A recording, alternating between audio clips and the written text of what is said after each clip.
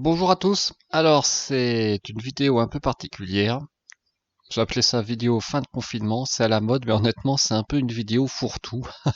On a juste pris la voiture, on s'est baladé un peu aux alentours de la maison parce qu'on voulait regarder des quartiers, voilà, dans une ville qui s'appelle Zimmersheim. Et j'en ai profité, voilà, pour regarder un peu comment la voiture visualisait différents plots déjà, et puis aussi on va revenir un peu sur tout ce qui est rond-point, arrêt au feu, etc. Donc, je vous, vous préviens, cette fois, cette vidéo, c'est un peu fourre-tout, là. C'est vraiment fait un peu à l'arrache, comme on dit.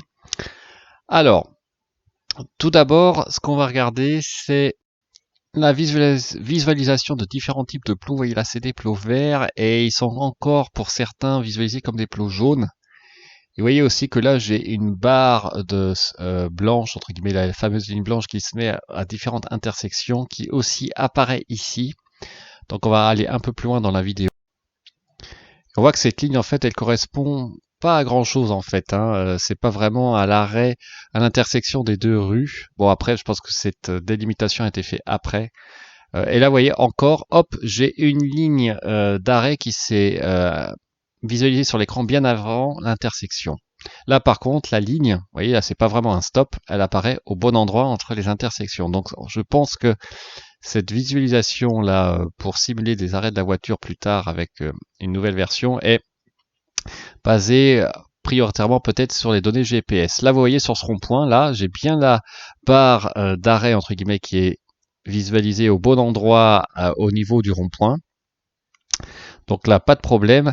Alors, il paraît que dans la nouvelle version 2020.16, les passages piétons peut-être seraient aussi visualisés. Et là, pour l'instant, vous voyez que ce n'est pas le cas.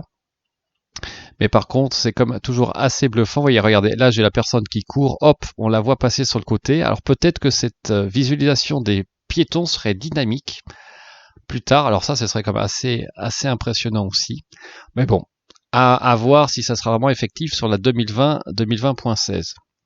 Là, vous voyez, on continue toujours à rouler aux environs de chez moi. Et on voit bien que la voiture visualise à la fois, entre guillemets, la ligne blanche et le côté du trottoir. Et là, vous voyez, j'ai le stop qui est sur la voie droite, mais moi, je vais à gauche. Et vous voyez, au rond-point, je n'ai pas le CD de passage qui est visualisé sur l'écran. Alors, j'ai eu des bonnes remarques, hein, en commentaire comme quoi ce qui est montré sur l'écran n'est pas ce que la voiture voit en réalité. Oui, c'est vrai, mais je tends à croire qu'il n'y a pas une énorme différence. Je suis pas convaincu que Tesla ait développé. Vous voyez là les petits plots blancs, ils sont visualisés pas comme des plots, hein, mais enfin comme des cônes, pas comme des plots. On va en voir aussi d'autres plus tard.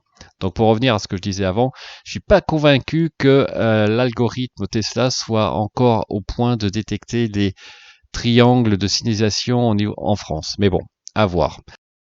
Ah, je voulais vous montrer, pour ceux qui n'avaient pas vu avant, que la voiture, entre guillemets, détecte les poubelles. Alors, c'est les poubelles qui sont montrées sur l'écran, c'est des poubelles type américaines, j'ai l'impression. Mais en tout cas, elles sont bien détectées.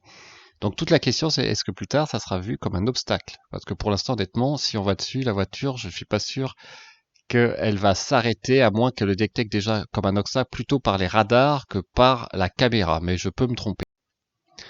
Après, on continue notre petit bonhomme de chemin. Vous voyez là, les plots verts n'est pas détecté en tant que tel sur l'écran en tout cas. Ça ne veut pas dire que la voiture ne le voit pas. Et là, par contre, vous voyez, il y a des petits cônes qui apparaissent par rapport à ces sigles verticaux blancs et rouges de temps en temps. Et là, on arrive à un CD de passage. Et vous voyez, là, il y a bien la ligne qui est matérialisée.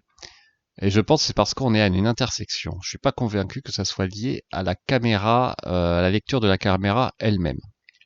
Et puis là, voilà, on est sur une petite route tranquille. Et dans ce cas-là, vous voyez que la voiture ne montre pas les lignes de démarcation de la route. Donc, si dans ce cas précis, je voulais mettre l'autopilote, bah, je ne pourrais pas, puisque je n'ai pas le petit volant qui apparaît à l'écran. Et honnêtement, c'est vraiment sympa de pouvoir rouler enfin librement avec la voiture. Je sais que c'est pas facilement facile à transcrire, mais alors c'est quel plaisir de rouler avec cette voiture.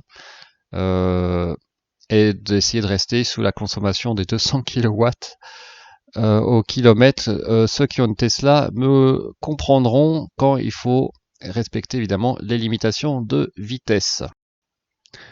Voilà, donc là on est sur la petite route au régulateur tranquillement et vous voyez là, hop, ça va passer à 30 et vous voyez que c'est moi qui freine parce que la voiture n'a aucune idée qu'il faut passer à 30 à ce niveau-là. Donc vivement, vivement qu'on ait la reconnaissance active des panneaux. Alors là j'ai demandé à ma compagne gentiment et poliment que si elle pouvait fermer le pare-soleil car j'ai eu des, des petites remarques à ce sujet. Donc voilà, c'était sympa de sa part en tout cas. Et donc voilà, là on se retrouve dans une autre configuration, dans une petite rue. Et là je voulais vous montrer en fait que sur le côté, ce bac en fait en béton avec des fleurs est reconnu par la voiture en tant que poubelle. Donc pour vous montrer que là, effectivement, c'est la caméra qui joue et que je persiste à penser quand même que pas mal d'informations qui sont vues par la voiture sont affiché sur l'écran. Mais là, par contre, c'est clair que c'est pas une poubelle, c'est un énorme bac en béton sur lequel il faut mieux pas s'accrocher d'ailleurs. Et là, vous allez voir après, quand on va passer à gauche de l'autre bac, hop, vous avez aussi une poubelle qui apparaît et la même chose de ce côté. Enfin bon, en tout cas, c'est déjà pas mal, c'est mieux que rien. Si c'est détecté comme un obstacle, moi, ça me convient parfaitement. Ici, on arrive à aussi une intersection.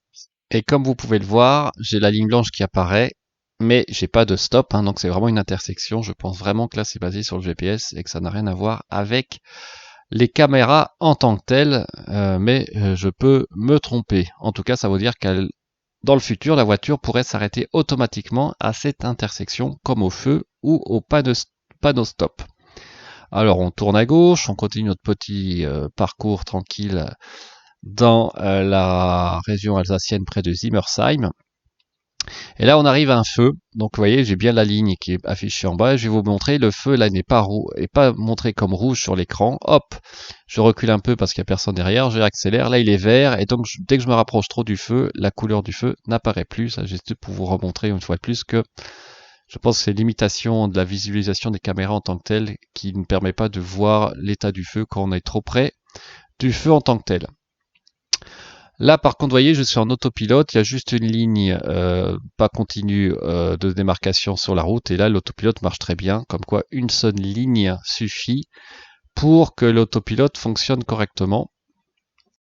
Et là, je voulais montrer les limites du système, car un virage qui tournait pas mal à droite, et j'étais à 70, et la voiture, en fait, ne pouvait pas voir ou détecter avec le radar les vélos, puisque la courbe était trop prononcée, donc c'est moi qui ai dû reprendre la main et freiner pour bien ralentir avant d'arriver au niveau des vélos. Autrement, je pense que la voiture elle-même aurait freiné encore beaucoup, beaucoup, beaucoup plus fort. Donc vraiment faire quand même attention avec ce système. C'est pas un système qu'on emplanche et puis on met les mains derrière la tête et puis on pose les pieds n'importe où. Non, non. On reste concentré, on fait attention à ce qui se passe. Alors je voulais montrer aussi le covering dur entre guillemets que j'ai mis, enfin le covering.